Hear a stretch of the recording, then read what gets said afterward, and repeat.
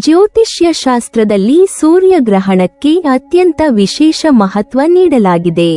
ಸೂರ್ಯಗ್ರಹಣವು ಗ್ರಹಗತಿಗಳ ಬದಲಾವಣೆಯ ಪರಿಣಾಮವಾಗಿ ಭೂಮಿಯ ಮೇಲೆ ಹಲವು ರೀತಿಯ ನಕಾರಾತ್ಮಕ ಮತ್ತು ಸಕಾರಾತ್ಮಕ ಪರಿಣಾಮಗಳನ್ನು ಉಂಟುಮಾಡುತ್ತದೆ ಎಂದು ಶಾಸ್ತ್ರಗಳು ಹೇಳುತ್ತವೆ.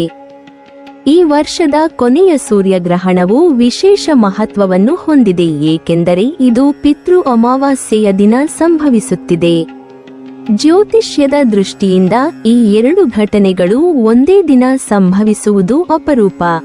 ಈ ವರ್ಷದ ಕೊನೆಯ ಸೂರ್ಯಗ್ರಹಣವು ಸೆಪ್ಟೆಂಬರ್ 21ರ ರವಿವಾರ ರಾತ್ರಿ 10:59ಕ್ಕೆ ಪ್ರಾರಂಭವಾಗಿ ಮರುದಿನ ಸೆಪ್ಟೆಂಬರ್ 22ರ ಬೆಳಗಿನ 3ರಿಂದ 23ರವರೆಗೆ ಇರಲಿದೆ. ಅಂದರೆ ಇದು ಉದ್ದ ಅವಧಿಯ ಸೂರ್ಯಗ್ರಹಣವಾಗಿದ್ದು ಅನೇಕ ರಾಶಿಚಕ್ರಗಳಿಗೆ ಪ್ರಭಾವ ಬೀರುವ ಸಾಧ್ಯತೆಯಿದೆ. ಈ ದಿನ ಗ್ರಹಗತಿಗಳಲ್ಲಿ ಬರುವ ಬದಲಾವಣೆಗಳಿಂದಾಗಿ ಕೆಲವು ರಾಶಿಗಳವರಿಗೆ ಆರೋಗ್ಯ, ಹಣಕಾಸು ಮತ್ತು ಸಂಬಂಧಗಳಲ್ಲಿ ವ್ಯತ್ಯಯಗಳು ಉಂಟಾಗುವ ಸಾಧ್ಯತೆಗಳಿವೆ ಎಂದು ಜ್ಯೋತಿಷ್ಯ ಶಾಸ್ತ್ರ ಹೇಳುತ್ತದೆ.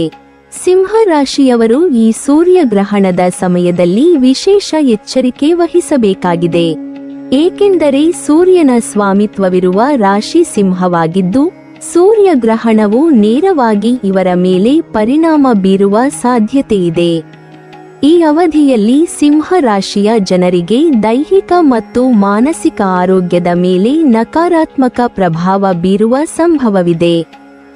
ಶಕ್ತಿ ಮತ್ತು ಆತ್ಮವಿಶ್ವಾಸ ಕಡಿಮೆಯಾಗುವಂತೆ ಭಾಸವಾಗಬಹುದು. ಜೊತೆಗೆ ದೈನಂದಿನ ಜೀವನದಲ್ಲಿ ದೌರ್ಬಲ್ಯ, ಚಿಂತೆ ಅಥವಾ ಅಸಹನೆ ಹೆಚ್ಚಾಗಬಹುದು. ಸೂರ್ಯಗ್ರಹಣದ ದಿನ ಸಿಂಹ ರಾಶಿಯವರಿಗೆ ಗಾಯ ಅಥವಾ ಅಪಘಾತವಾಗುವ ಅಪಾಯವೂ ಇರುವುದು. ಆದ್ದರಿಂದ ಈ ಅವಧಿಯಲ್ಲಿ ವಾಹನ ಚಾಲನೆ, ಎತ್ತರದ ಸ್ಥಳಗಳಲ್ಲಿ ಕೆಲಸ ಮಾಡುವಂತಹ ಅಪಾಯಕಾರಕ ಚಟುವಟಿಕೆಗಳನ್ನು ತಪ್ಪುವುದು ಒಳಿತು. ಜೊತೆಗೆ ದೈಹಿಕ ಶ್ರಮವನ್ನು ಕಡಿಮೆ ಮಾಡಿ ಆರೋಗ್ಯಕರ ಆಹಾರ ಸೇವಿಸಿ ವಿಶ್ರಾಂತಿಗೆ ಪ್ರಾಮುಖ್ಯತೆ ನೀಡುವುದು ಉತ್ತಮ. ಇದೇ ಸಮಯದಲ್ಲಿ ಕುಟುಂಬದ ಒಳಗಿನ ಸಂಬಂಧಗಳಲ್ಲಿ ಸ್ವಲ್ಪ ಅಸ್ಥಿರತೆ, ಚಿಕ್ಕ ಚಿಕ್ಕ ವಿಚಾರಗಳ ಮೇಲೆ ಜಗಳ ಅಥವಾ ಅಸಮಾಧಾನ ಉಂಟಾಗುವ ಸಾಧ್ಯತೆಯೂ ಇರುವುದು. ಹೀಗಾಗಿ ಈ ಅವಧಿಯಲ್ಲಿ ಸಿಂಹ ರಾಶಿಯವರು ತಾಳ್ಮೆಯಿಂದ, ಶಾಂತವಾಗಿ, ವಿವೇಕದಿಂದ ವರ್ತಿಸುವುದು ಮುಖ್ಯ. ಧ್ಯಾನ, ಪ್ರಾರ್ಥನೆ, ಪಿತೃಗಳಿಗೆ ತರ್ಪಣ, ದಾನ ಮತ್ತು ಪುಣ್ಯಕರ್ಮಗಳನ್ನು ಮಾಡುವುದರಿಂದ ಈ ಅವಧಿಯ ನಕಾರಾತ್ಮಕ ಪ್ರಭಾವವನ್ನು ತಗ್ಗಿಸಬಹುದಾಗಿದೆ ಎಂದು ಶಾಸ್ತ್ರಗಳು ಹೇಳುತ್ತವೆ. ಈ ಸೂರ್ಯಗ್ರಹಣವು ಸಿಂಹ ರಾಶಿಯ ಜನರಿಗೆ ಎಚ್ಚರಿಕೆಯ ಸಂಕೇತವಾಗಿದ್ದರೂ ಸರಿಯಾದ ಜಾಗ್ರತೆ, ಆತ್ಮವಿಶ್ವಾಸ ಮತ್ತು ಆಧ್ಯಾತ್ಮಿಕ ಕ್ರಮಗಳನ್ನು ಅನುಸರಿಸುವ ಮೂಲಕ ಈ ಅವಧಿಯನ್ನು ಶಾಂತವಾಗಿ ಮತ್ತು ಸುಗಮವಾಗಿ ಎದುರಿಸಬಹುದಾಗಿದೆ. ಜ್ಯೋತಿಷ್ಯ ಶಾಸ್ತ್ರದಲ್ಲಿ ಸೂರ್ಯಗ್ರಹಣವು ವಿಶೇಷ ಪ್ರಭಾವವನ್ನು ಹೊಂದಿದೆ ಎಂದು ತಿಳಿಸಲಾಗಿದೆ.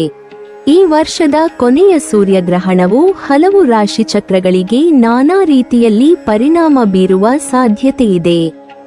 ವಿಶೇಷವಾಗಿ ಸಿಂಹ ರಾಶಿಯವರು ಈ ಅವಧಿಯಲ್ಲಿ ಹೆಚ್ಚು ಎಚ್ಚರಿಕೆಯಿಂದಿರಬೇಕು, ಏಕೆಂದರೆ ಸೂರ್ಯನ ಸ್ವಾಮಿತ್ವದ ರಾಶಿಯಾಗಿರುವ ಸಿಂಹಕ್ಕೆ ಸೂರ್ಯಗ್ರಹಣದ ನೇರ ಪ್ರಭಾವ ಬೀರುವ ಸಾಧ್ಯತೆ ಹೆಚ್ಚಾಗುತ್ತದೆ.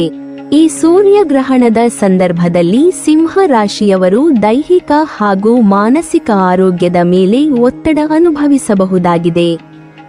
ಸಾಮಾನ್ಯವಾಗಿ ಶಕ್ತಿಯುಳ್ಳ, ಆತ್ಮವಿಶ್ವಾಸದಿಂದ ಕೂಡಿದವರಾಗಿರುವ ಸಿಂಹ ರಾಶಿಯವರು ಈ ಅವಧಿಯಲ್ಲಿ ಸ್ವಲ್ಪ ದೌರ್ಬಲ್ಯ, ಶ್ರಮ, ಅಸಹನೆ ಅಥವಾ ಮನೋಭಾರವನ್ನು ಅನುಭವಿಸಬಹುದು. ಇದರಿಂದಾಗಿ ಕೆಲಸದ ಸ್ಥಳದಲ್ಲಿ ಏಕಾಗ್ರತೆಯ ಕೊರತೆ, ಕುಟುಂಬದೊಳಗಿನ ಸಂವಾದದಲ್ಲಿ ಅಸಮಾಧಾನ ಅಥವಾ ಚಿಕ್ಕ ಚಿಕ್ಕ ವಿಚಾರಗಳ ಮೇಲೂ ಜಗಳಗಳು ಉಂಟಾಗುವ ಸಾಧ್ಯತೆ ಇರುತ್ತದೆ. ದೈಹಿಕ ಆರೋಗ್ಯದ ದೃಷ್ಟಿಯಿಂದ ಹೊಟ್ಟೆ ಮತ್ತು ಜೀರ್ಣಕ್ರಿಯೆಗೆ ಸಂಬಂಧಿಸಿದ ತೊಂದರೆಗಳು ಹೆಚ್ಚಾಗುವ ಮುನ್ಸೂಚನೆಗಳಿವೆ.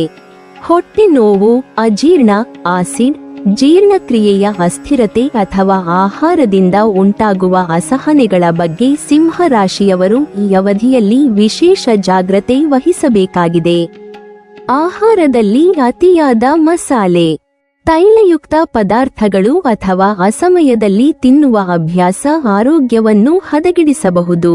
ಹೀಗಾಗಿ ನಿಯಮಿತ ಆಹಾರಪಾನ, ತಾಜಾ ಹಾಗೂ ಲಘು ಆಹಾರ ಸೇವನೆ, ಹೆಚ್ಚು ನೀರು ಕುಡಿಯುವುದು ಮತ್ತು ವಿಶ್ರಾಂತಿಗೆ ಪ್ರಾಮುಖ್ಯತೆ ನೀಡುವುದು ಅತ್ಯಂತ ಅವಶ್ಯಕ.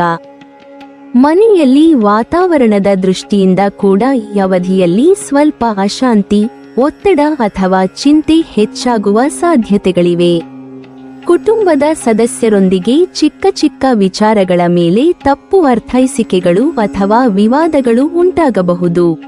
ಹೀಗಾಗಿ ಸಿಂಹ ರಾಶಿಯವರು ಈ ಸಮಯದಲ್ಲಿ ಹೆಚ್ಚು ತಾಳ್ಮೆ ಮತ್ತು ಸಮಾಧಾನದಿಂದ ವರ್ತಿಸುವುದು ಒಳಿತು. ಕುಟುಂಬದಲ್ಲಿ ಶಾಂತಿ ಕಾಪಾಡಲು ಮಾತಿನಲ್ಲಿ ಮೃದುವಾಗಿರಿ. ಅತಿಯಾದ ಪ್ರತಿಕ್ರಿಯೆ ನೀಡದಿರಿ ಮತ್ತು ಅಗತ್ಯವಿದ್ದಲ್ಲಿ ವಿಷಯವನ್ನು ಸಮಯದಿಂದ ಬಿಟ್ಟುಕೊಡಿ. ಹಣಕಾಸಿನ ಕ್ಷೇತ್ರದಲ್ಲಿ ಸೂರ್ಯಗ್ರಹಣದ ಅವಧಿ ಸಿಂಹ ರಾಶಿಯವರಿಗೆ ಹೊಸ ಹೂಡಿಕೆಗಳು ಅಥವಾ ಹೊಸ ವ್ಯವಹಾರ ಆರಂಭಿಸಲು ಸೂಕ್ತ ಕಾಲವಲ್ಲ. ತುರ್ತು ನಿರ್ಧಾರಗಳು ಅಥವಾ ಆರ್ಥಿಕ ವ್ಯವಹಾರಗಳಲ್ಲಿ ಜಾಗೃತೆಯ ಕೊರತೆ ಧನಹಾನಿಗೆ ಕಾರಣವಾಗಬಹುದು. ಹೀಗಾಗಿ ತಾತ್ಕಾಲಿಕವಾಗಿ ಹಣವನ್ನು ಉಳಿಸಿಕೊಳ್ಳುವುದು, ಹಳೆಯ ಯೋಜನೆಗಳನ್ನು ಮರುಪರಿಶೀಲಿಸುವುದು, ವಿಶ್ವಾಸಾರ್ಹ ವ್ಯಕ್ತಿಗಳ ಸಲಹೆ ಪಡೆಯುವುದು ಉತ್ತಮ. ಹೊಸ ಒಪ್ಪಂದಗಳು, ದೊಡ್ಡ ಮೊತ್ತದ ಹೂಡಿಕೆಗಳು ಅಥವಾ ಸಾಲ ಕಡೆಗಳು ಈ ಸಮಯದಲ್ಲಿ ತಡೆಹಿಡಿಯುವುದು ಒಳಿತು. ಸಿಂಹ ರಾಶಿಯವರು ಈ ಅವಧಿಯನ್ನು ಯಶಸ್ವಿಯಾಗಿ ಎದುರಿಸಲು ಮನಸ್ಸನ್ನು ಶಾಂತಗೊಳಿಸುವ ಆಧ್ಯಾತ್ಮಿಕ ಕ್ರಮಗಳಿಗೆ ಹೆಚ್ಚಿನ ಪ್ರಾಮುಖ್ಯತೆ ನೀಡಬಹುದು. ಧ್ಯಾನ, ಪ್ರಾರ್ಥನೆ, ಮಂತ್ರ ಜಪ, ಹನುಮಾನ್ ಚಾಲೀಸಾ ಪಠಣ ಅಥವಾ ಪಿತೃಗಳಿಗೆ ತರ್ಪಣ ಮಾಡುವುದರಿಂದ ಮನಸ್ಸಿಗೆ ಶಾಂತಿ ದೊರಕುತ್ತದೆ ಮತ್ತು ನಕಾರಾತ್ಮಕ ಶಕ್ತಿಗಳು ದೂರವಾಗುತ್ತವೆ ಎಂದು ಜ್ಯೋತಿಷ್ಯ ಹೇಳುತ್ತದೆ. ಜೊತೆಗೆ ಈ ಅವಧಿಯಲ್ಲಿ ದಾನ ಧರ್ಮಗಳಲ್ಲಿ ಭಾಗವಹಿಸುವುದು, ಬಡವರಿಗೆ ಅನ್ನ ಅಥವಾ ಬಟ್ಟೆ ವಿತರಿಸುವುದು, ದೇವಸ್ಥಾನಗಳಿಗೆ ಭೇಟಿ ನೀಡುವುದು ಮತ್ತಷ್ಟು ಶುಭವನ್ನು ನೀಡಬಹುದು. ಸಿಂಹ ರಾಶಿಯವರು ತಮ್ಮ ಆತ್ಮವಿಶ್ವಾಸ, ತಾಳ್ಮೆ ಮತ್ತು ವಿವೇಕವನ್ನು ಉಳಿಸಿಕೊಂಡರೆ ಸೂರ್ಯಗ್ರಹಣದ ಅಶುಭ ಪ್ರಭಾವವನ್ನು ಕಡಿಮೆ ಮಾಡಬಹುದು. ಅತಿಯಾದ ಆತಂಕ ಅಥವಾ ನಕಾರಾತ್ಮಕ ಚಿಂತನೆಗಳಿಂದ ದೂರವಿದ್ದು ಮನಸ್ಸನ್ನು ಸಕಾರಾತ್ಮಕ ಚಟುವಟಿಕೆಗಳಲ್ಲಿ ತೊಡಗಿಸಿಕೊಳ್ಳುವುದು ಒಳಿತು. ಸರಿಯಾದ ಜಾಗ್ರತೆ, ಶಿಸ್ತು ಮತ್ತು ಆಧ್ಯಾತ್ಮಿಕ ಕ್ರಮಗಳಿಂದ ಈ ಅವಧಿಯನ್ನು ಶಾಂತವಾಗಿ ಎದುರಿಸುವುದರಿಂದ ಮುಂದಿನ ದಿನಗಳಲ್ಲಿ ಉತ್ತಮ ಫಲಿತಾಂಶಗಳನ್ನು ಕಾಣುವ ಸಾಧ್ಯತೆ ಹೆಚ್ಚಿರುತ್ತದೆ. ಸೂರ್ಯಗ್ರಹಣದ ಸಮಯದಲ್ಲಿ ಜ್ಯೋತಿಷ್ಯ ಶಾಸ್ತ್ರವು ನೀಡುವ ಹಲವು ಸೂಚನೆಗಳಿವೆ. ವಿಶೇಷವಾಗಿ ಸಿಂಹ ರಾಶಿಯವರು ಸೂರ್ಯನ ಸ್ವಾಮಿತ್ವದ ರಾಶಿಗೆ ಸೇರಿದವರಾಗಿರುವುದರಿಂದ ಈ ಅವಧಿಯಲ್ಲಿ ಸ್ವಲ್ಪ ಜಾಗೃತೆಯಿಂದಿರುವುದು ಅತ್ಯಂತ ಅವಶ್ಯಕ. ಅಶುಭ ಪ್ರಭಾವವನ್ನು ಕಡಿಮೆ ಮಾಡಲು ಕೆಲವು ಸರಳ ಆದರೆ ಪರಿಣಾಮಕಾರಿ ಕ್ರಮಗಳನ್ನು ಪಾಲಿಸಬಹುದು. ಸೂರ್ಯಗ್ರಹಣದ ದಿನಗಳಲ್ಲಿ ಮತ್ತು ಅದರ ಸುತ್ತಮುತ್ತಲಿನ ಅವಧಿಯಲ್ಲಿ ಆಹಾರ, ನಿದ್ರೆ ಮತ್ತು ದಿನಚರಿಯಲ್ಲಿ ಶಿಸ್ತು ಕಾಪಾಡಿ. ಜೀರ್ಣಕ್ರಿಯೆ ಸಂಬಂಧಿಸಿದ ತೊಂದರೆಗಳು ಹೆಚ್ಚಾಗುವ ಸಾಧ್ಯತೆ ಇರುವುದರಿಂದ ತಾಜಾ, ಲಘು ಮತ್ತು ಹಗುರವಾದ ಆಹಾರ ಸೇವಿಸಿ. ಮಸಾಲೆಯುತ, ಎಣ್ಣೆಯುತ ಅಥವಾ ತೀವ್ರವಾದ ಆಹಾರಗಳನ್ನು ತಾತ್ಕಾಲಿಕವಾಗಿ ತೊರೆದು ಹಣ್ಣು ತರಕಾರಿಗಳ ಸೇವನೆ ಹೆಚ್ಚಿಸುವುದು ಉತ್ತಮ. ಈ ಅವಧಿಯಲ್ಲಿ ಹೆಚ್ಚಾಗಿ ನೀರು ಕುಡಿಯುವುದು ಮತ್ತು ಶರೀರಕ್ಕೆ ವಿಶ್ರಾಂತಿ ನೀಡುವುದು ಸಹ ಅಗತ್ಯ. ಸೂರ್ಯಗ್ರಹಣದ ಸಮಯದಲ್ಲಿ ಧ್ಯಾನ, ಯೋಗ, ಪ್ರಾಣಾಯಾಮ ಮಾಡುವುದರಿಂದ ಮನಸ್ಸಿಗೆ ಶಾಂತಿ ದೊರೆಯುತ್ತದೆ. ಸಿಂಹ ರಾಶಿಯವರು ಸಹಜವಾಗಿ ಉತ್ಸಾಹಭರಿತರಾಗಿರುವುದರಿಂದ ಈ ಅವಧಿಯಲ್ಲಿ ತಾಳ್ಮೆಯನ್ನು ಉಳಿಸಿಕೊಂಡು ಚಿಂತನೆಗಳನ್ನು ಶಾಂತಗೊಳಿಸುವುದು ಅಶುಭ ಪ್ರಭಾವವನ್ನು ಕಡಿಮೆ ಮಾಡುತ್ತದೆ. ಸಕಾರಾತ್ಮಕ ಪುಸ್ತಕ ಓದುವುದು, ಮೃದುವಾದ ಸಂಗೀತ ಕೇಳುವುದು ಅಥವಾ ಪ್ರಕೃತಿಯ ನಡುವೆ ಕಾಲ ಕಳೆಯುವುದು ಮನಸ್ಸಿಗೆ ನೆಮ್ಮದಿ ನೀಡುತ್ತದೆ. ಹೊಸ ಹೂಡಿಕೆಗಳು, ಹೊಸ ವ್ಯವಹಾರ ಅಥವಾ ದೊಡ್ಡ ಮಟ್ಟದ ಹಣಕಾಸು ನಿರ್ಧಾರಗಳನ್ನು ಈ ಅವಧಿಯಲ್ಲಿ ತಾತ್ಕಾಲಿಕವಾಗಿ ತಡೆಹಿಡಿಯುವುದು ಒಳಿತು. ಹಣವನ್ನು ಉಳಿಸುವುದು, ಹಳೆಯ ಯೋಜನೆಗಳನ್ನು ಮರುಪರಿಶೀಲಿಸುವುದು ಅಥವಾ ವಿಶ್ವಾಸಾರ್ಹ ವ್ಯಕ್ತಿಗಳ ಸಲಹೆ ಪಡೆಯುವುದು ಉತ್ತಮ. ತುರ್ತು ನಿರ್ಧಾರಗಳು ಧನಹಾನಿಗೆ ಕಾರಣವಾಗಬಹುದು ಎಂಬುದನ್ನು ಮರೆಯಬೇಡಿ. ಸೂರ್ಯಗ್ರಹಣದ ದಿನ ಮಂತ್ರ ಜಪ, ದಾನ ಧರ್ಮ, ಪಿತೃತರ್ಪಣ, ಹನುಮಾನ್ ಚಾಲೀಸಾ ಪಠಣ ಅಥವಾ ಸೂರ್ಯನಿಗೆ ಅರ್ಘ್ಯ ನೀಡುವಂತಹ ಕಾರ್ಯಗಳನ್ನು ಮಾಡುವುದರಿಂದ ನಕಾರಾತ್ಮಕ ಶಕ್ತಿಗಳು ದೂರವಾಗುತ್ತವೆ ಎಂದು ಶಾಸ್ತ್ರ ಹೇಳುತ್ತದೆ. ಈ ಕ್ರಮಗಳು ಮನಸ್ಸಿಗೆ ಶಾಂತಿ ನೀಡುವುದರೊಂದಿಗೆ ಉತ್ತಮ ಫಲಿತಾಂಶಗಳನ್ನು ತರಲು ಸಹಾಯಕವಾಗುತ್ತವೆ. ಈ ಅವಧಿಯಲ್ಲಿ ಕುಟುಂಬದ ಸದಸ್ಯರೊಂದಿಗೆ ಅತಿಯಾದ ವಾದವಿವಾದಗಳಲ್ಲಿ ತೊಡಗಿಕೊಳ್ಳದೆ ಶಾಂತವಾಗಿ ವರ್ತಿಸಿ.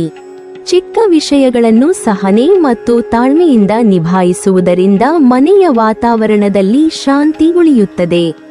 ಸೂರ್ಯಗ್ರಹಣದ ಅವಧಿಯಲ್ಲಿ ಮನಸ್ಸನ್ನು ನಕಾರಾತ್ಮಕ ವಿಚಾರಗಳಿಂದ ದೂರವಿಟ್ಟು ಉತ್ಪಾದಕ ಹಾಗೂ ಸಕಾರಾತ್ಮಕ ಕಾರ್ಯಗಳಲ್ಲಿ ತೊಡಗಿಸಿಕೊಳ್ಳುವುದು ಒಳಿತು.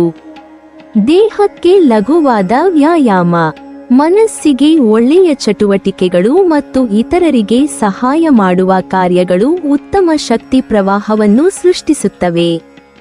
ಸಿಂಹರಾಶಿಯವರು ಸೂರ್ಯಗ್ರಹಣದ ಅವಧಿಯಲ್ಲಿ ತಾಳ್ಮೆ, ವಿವೇಕ ಮತ್ತು ಶಿಸ್ತು ಪಾಲಿಸಿದರೆ ಅಶುಭ ಪ್ರಭಾವವನ್ನು ಬಹಳ ಮಟ್ಟಿಗೆ ಕಡಿಮೆ ಮಾಡಬಹುದು. ಸರಿಯಾದ ಆಹಾರ, ಸರಿಯಾದ ದಿನಚರಿ, ಆಧ್ಯಾತ್ಮಿಕ ಕ್ರಮಗಳು ಹಾಗೂ ಮನಸ್ಸಿಗೆ ಶಾಂತಿ ನೀಡುವ ಚಟುವಟಿಕೆಗಳು ಈ ಅವಧಿಯನ್ನು ಸುಗಮವಾಗಿ ಎದುರಿಸಲು ಸಹಾಯ ಮಾಡುತ್ತವೆ. ಈ ಕ್ರಮಗಳು ತಾತ್ಕಾಲಿಕವಾಗಿ ಮಾತ್ರವಲ್ಲದೆ ದೀರ್ಘಾವಧಿಯಲ್ಲೂ ಉತ್ತಮ ಫಲಿತಾಂಶಗಳನ್ನು ನೀಡುವ ಸಾಧ್ಯತೆ ಇರುತ್ತದೆ. ನೀವಿನ್ನೂ ನಮ್ಮ ಚಾನೆಲ್ ಅನ್ನು ಸಬ್ಸ್ಕ್ರೈಬ್ ಮಾಡಿಲ್ವಾ? ಹಾಗಾದರೆ ಈ ಕೂಡಲೇ ನಮ್ಮ ಇಂದ್ರಜಾಲ ಚಾನೆಲ್ ಅನ್ನು ಸಬ್ಸ್ಕ್ರೈಬ್ ಮಾಡಿ ಮತ್ತು ಪಕ್ಕದಲ್ಲಿರುವ ಬೆಲ್ ಐಕಾನ್ ಅನ್ನು ಕ್ಲಿಕ್ ಮಾಡಿದರೆ ನಮ್ಮ ಹೊಸ ವಿಡಿಯೋಗಳನ್ನು ನೀವು ನೋಡಬಹುದು.